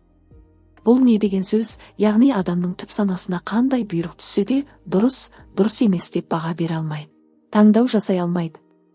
Адамның іс емес қой деп салыстырмалы түрде түсінік жасай алмайды, айтылғанды бірден орындауға кірісіп кетеді екен. Сондықтан кез келген ойды ойлаған кезде түп санаңызға кетіп қалмауын қадағалаңыз. Ал түп сана қай кезде қалауыңызды орындай алатынын жоғарыда жаздым. Қайталап айтайын, ұйқыдан оянған сәтпен ұйқыға кетер кезде тек жақсы ойлар ойлаңыз. Әрине, түп сана тәулік бойы жұмыс істейді. Бірақ ол уақытта біздің ақылымызда тынбай жұмыс істеп тұрады. Ойымыз сол сәттерде тұтастай болмаса да бақылауға алынған. Түп санамен емдеу. Түп сананы тазалау арқылы адамның өз-өзін емдей алатынын сабақтарында жиі айтып жүрмін. Өздерінің рұқсатымен кейбір шәкірттерімнің сөздерінде әлеуметтік желідегі парақшама салып та жүрмін. Бір апайымыз аффирмацияның құдіретімен қатерлі ісік дертін жеңіп шыққанын айтып, сабағыма келіп батасын беріп кеткеніне көп оқырманым куә. Сондықтан ол мысалдарды қайталап жазбай-ақ қояйын. Дегенмен түп сананың адам денсаулығын қалай емдей алатынына аз кем тоқталсам деймін. Сонымен түп сана адам ағзасының барлық қызметін қалай бақылай алады? Осы сұраққа жауап іздейік. Мәселен, сіз ұйықтап жатсыз ба, әлдік сергеп жүрсіз бе, сіздің түп санаңыз өзінің аса сезілмейтін, естілмейтін жұмысын істей береді. Түп сананың жұмысын терең зерттеген Джозеф Мерфи адам өмірінің маңызды қызметтерін атқаратын барлық функцияларын түп сана ақылдың қатысуынсыз басқарады дейді. Мысалы, ұйқыға кеткенде адам ағзасы жұмысын тоқтатпайды. Адам жүрегі адам ұйқыға кеткенде де соғысын жалғастыра береді. Сол секілді өкпе демалысын реттеп, тыныс алу, қан айналымы да жұмысын тоқтатпай, адамның сергек кезіндегідей жұмысын істей береді. Ал ас қорыту процесі, басқа да ғалымдар толық анықтап болмаған ағзамыздың ішінде болып жатқан сан процесті түп сана басқарып отырады екен. Тіпті адамның шашы мен тырнағы да ұйықтап жатқан кезінде өсе береді екен. Айтпақшы, ғалымдар адам ұйықтап жатқан кезде күндізгі уақытқа қарағанда көп терлейтінін анықтаған. Тек көру мен есту жүйесі ғана адам ұйықтағанда белсенді емес. Ол түсінікті әрине.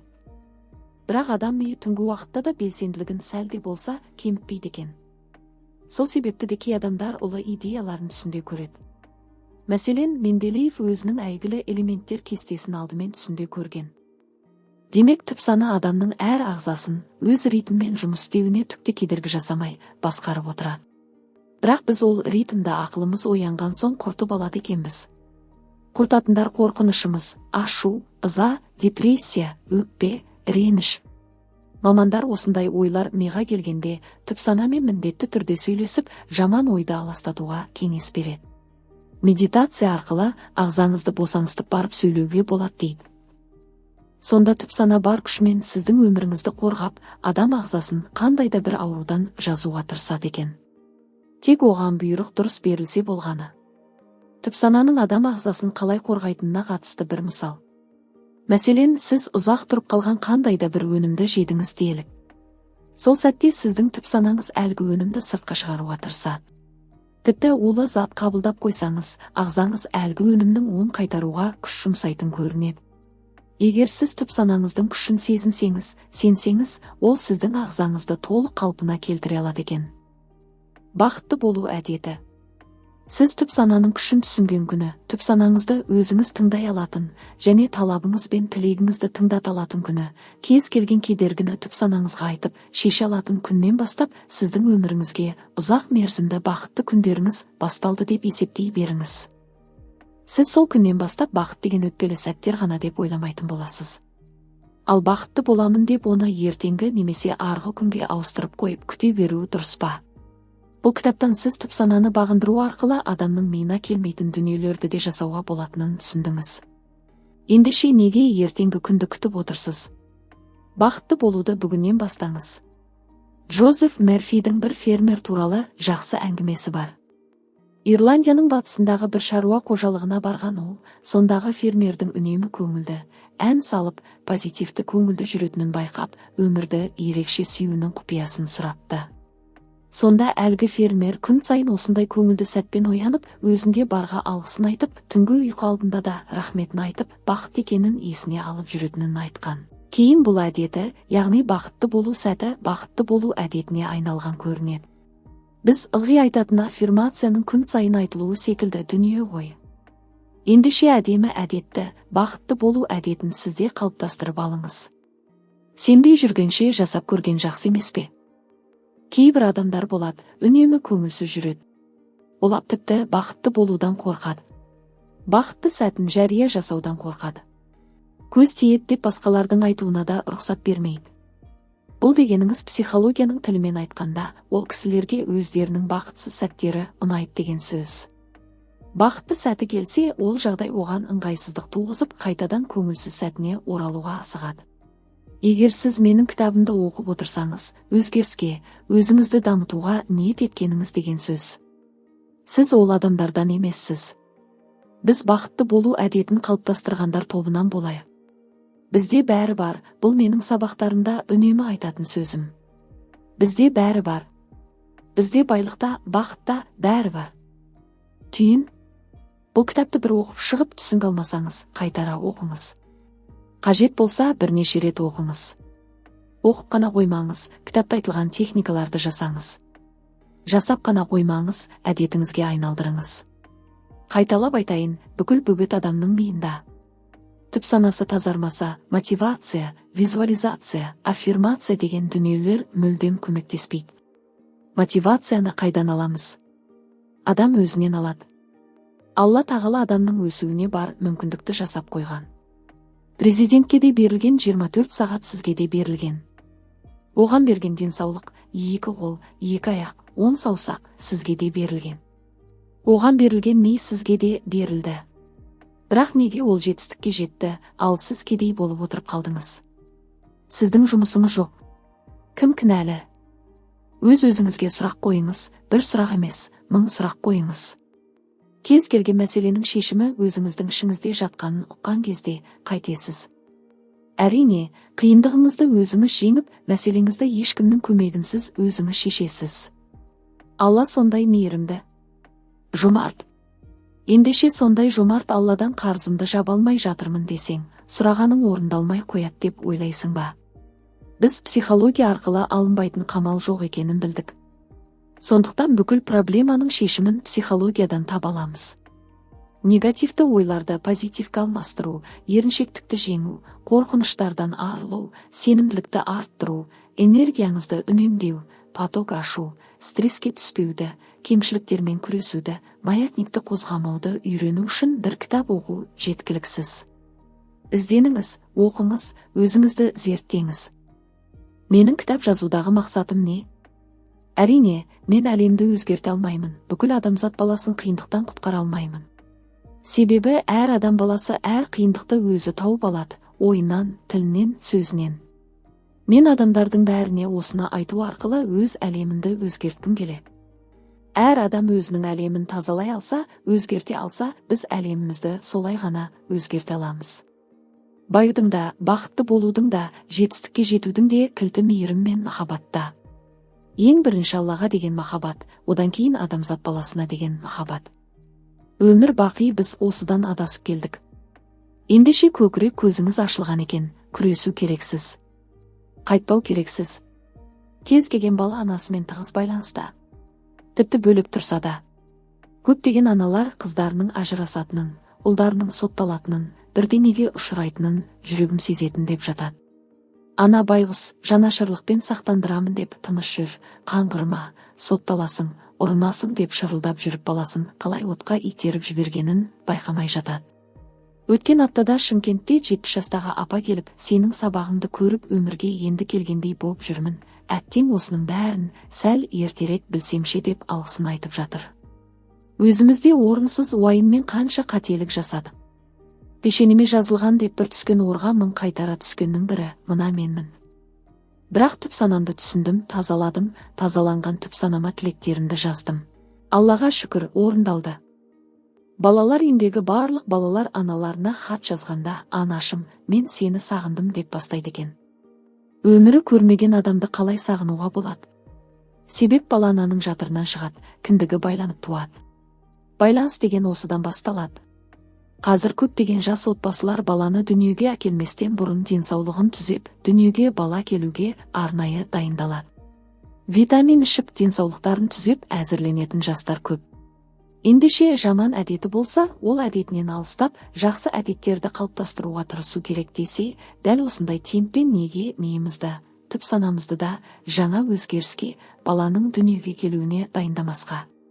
Ал бала дүниеге келгеннен кейін кішкентай кезінен бастап психология бойынша тәрбиелесек, балаларымыз болашақта біз сияқты қиналмайды. Әркімнің пікіріне алаңдап, ел не дейді деп жалтақтамайды. Ата-анасы секілді өкпе, реніш ішіне тығып, түп санасын жағымсыз оймен толтырып, сол күйдің шақырушысы болмайды. Қалай дүниеге келді, түп санасының тура сондай мөлдір, таза күйін түбегейлі болмаса да сақтап қалуға болады. Ол үшін не істеу керектігін айттық. Алла бұйыртса, алдағы уақытта бала тәрбиесі және ақша деген кітаптарында жарыққа шығады. Үнемі айтамын, қайталап тағы айтамын. Түп санаңыз тазаланса, сіздің алмайтын қамалыңыз, шешімі жоқ мәселеңіз болмайды.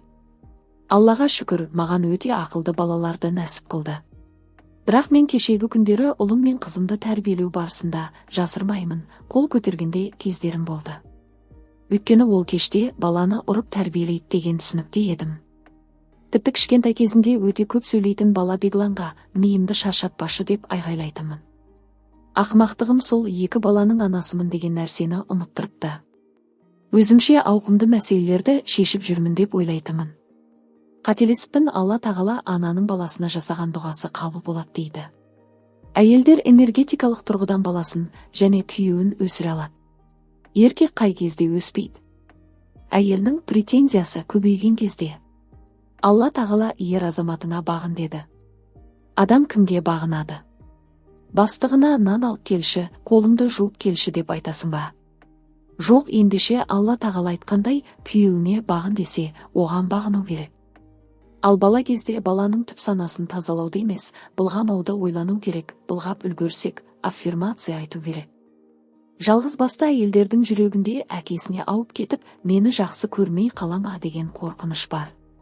Әкесіне деген сағынышты емес, мен жаман болып қалам ба деп өзімізді ойлап тұрамыз. Баланы ешкім ойламайды. Бала қателік жасаса, баланы емес, ел не дейді деп ойлаймыз. Дұрысы, баланың жүрегіне кіру керек. Үлкен әйелдерге баратын еркектер анасын іздеп жүргендер. Кезінде жетпей қалған махаббатты іздейді. Әкесіз өскен қыздар өзінен үлкен жігіттерге тиеді.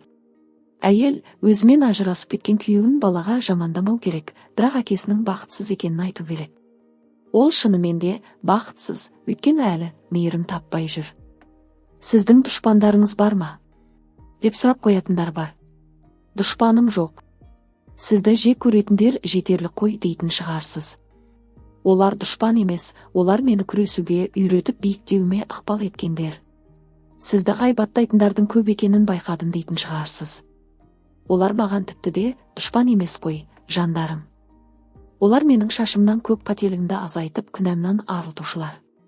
Сізге қайта-қайта тиісіп көңіл күйіңізді түсіретіндерге қандай амал жасайсыз? Деймісіз, мен олар үшін дұғадамын. Мен адамдардың бәрін жақсы көремін. Мен адамдарды дос, дұшпан деп бөлмеймін. Кезінде кейбіреулерді дұшпан санағаным үшін қазір қысыламын. Олар жаман емес, жаман қылып көрген менің көздерім екен. Олар жаман емес, жамандай берген менің аузым екен. Олар жаман емес, менің ниетім жаман болған екен. Шындығында жаман адам жоқ. Тағы да айтайын, менің жеткен жетістігім басқа адамға жетістік болмауы мүмкін. Бірақ өзім үшін таудай жетістік. Мен бүкіл өмірім халықтың көз алдында келе жатқан адаммын. Бірақ психология арқылы нені түсіндім? Анығында маған бүкіл бақыт берекенің барлығы айтыс деп ойлаппын. Айтыстан кетсем елдің көз алдынан да кетемін деп ойладым. Сөйтіп өшемін, көзден кетемін деген пікірде едім. Бірақ психология арқылы танымалдылығым артпаса, кемімеді. Яғни мендегі бақ пен береке тек айтыстан еместігін, ең алдымен Алладан екендігін түсіндім. Яғни Алла тағала адамға беретін несібесін қайда барса да бұйыратындығына көзім жетті, оны бүгінде дәлелдеп те жатырмын. Одан кейін психология арқылы кезінде таудай көрінген проблемаларым қазір түймедей екенін түсіндім. Маған кезінде таудай биік көрінетін, шыға алмайтын асуларым менің миымда ғана биік екендігін түсіндім. Ал адам мінезі, жалпы психологияға дейін және кейінгі кездеріңізде айырмашылық бар ма десеңіз, менің мінезімдегі өзгерісті халық байқап жатқан болар деп ойлаймын. Бұрын, мысалға мен ақын шындықты айту керек деген позициямен келдім. Ешкімнің көңіліне қарамау керек деп ойладым. Ол солайда. Бірақ адам көңілін қалдыру мешітті қиратқан мен тек сияқты. Сондай-ақ адамның көңілін қалдыру деген сөз ол тас қорғанды бұзудан да қиын екен. Жасыратыны жоқ, көңіл қалдыру деген қазір бізге шыбын шаққандай әсер етпейді. Қанша адамның көңілін қалдырдық, бірақ жүре береміз. Ал соның салдарынан жолымызды байлап алатында өзіміз екен. Біреудің мінін көргенде, біреудің мінін тергенше, өзіңмен алыс, өлгенше деген ғой. Психологияның мәні де осында.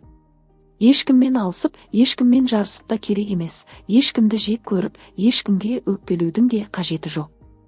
Маған бәрі тиісе береді десеңіз, демек, сіз өзіңіздің жан дүниеңізде тыныштық болмаған соң, сізге тиісе береді. Ішкі жан дүниеңізде өзіңізге көңіл толмаушылық, өз-өзіңізді бағалауыңыз төмен болған кезде, сізді кемсітетіндер де көп болады. Сіз неге біреуге ренжисіз, кемсітет деп, сіз өзіңізді өзіңіз бағаламай отырғанда. Сіз маған енем неге көйлек сый әкелмейді деп ренжисіз, өйткені сіз өзіңізге қимайсыз сол нәрсені. Олар тек сыңызды орындап жатыр. Балам айтқанымды тыңдамайды дейсіз бе? Өйткені сіз өзіңізді тыңдай алмайсыз, тыңдата алмайсыз. Тыңдай білетін адамдар жай сөйлейді, жай сөйлеп ақ өзін тыңдатқыза алады. Өйткені олар тыңдауды біледі және тыңдата алады. Ал өзін тыңдата алмайтын адамдар айқайлап сөйлейді, сондықтан оны да ешкім естімейді. Өйткені айқай, ұрыс, өкпе, реніш адамның жолын байлайды. Ал қызғаныш адам жолындағы сәттілікті бөгейді, реніш денсаулықты құртады, өкініш болашаққа деген қадамды жояды. Адамдарға мейірім мен махаббат сыйлау арқылы ешқандай ұрыс керіс, толассыз-ақ өте биікке көтерілуге болатынын ойыммен түсіндім. Жалпы психология саласындағы қыздардың әрқайсысының еңбегі бар. Ешқандай психолог ажырасуға, ұрысуға, адамдарды жек көруге, бетбақтыққа тәрбиелемейді. Демек, бүкіл психологияның түбі мәдениеттілікке, ғафулыққа, махаббатқа алып келеді. Ислами психологияның ұтатын жері сол, бірінші Аллаға деген махаббат. Аллаға деген сенім мықты болғанда бәрі тамаша болады. Ал адам қай кезде қорқады, жоғарыда айтып өттім, тағы да айтамын. Алладан бетін теріс бұрғанда қорқады. Адам қылмысты не үшін жасайды, ешкім көріп тұрған жоқ деп жасайды. Ал мұсылман адам олай істемейді, өйткені ол қашанда Алланың жанында екенін біліп, ештеңеден қорықпайды. Алланың көмектесетінін біліп, ешқандай қиындықты уайымдамайды. Сенің басыңның амандығының өзі, деніңнің сау болғанының өзі баға жетпес байлық. Алланың өлшеусіз нығметі. Біз шүкіршілік ету арқылы осыны көреміз, сезінеміз. Ал аффирмация айту арқылы жақсылықты өзімізге шақырамыз. Мұның бәрін бағдарласаңыз, осы еңбегімде жаздым. Түпсана өміріңізді тек жақсы жаққа түбегейлі өзгертсін. Мені қолдап каналыма тіркеліп лайк баса кетіңіз. Әрі қарайда пайдалы ақпараттармен бөлісетін боламын.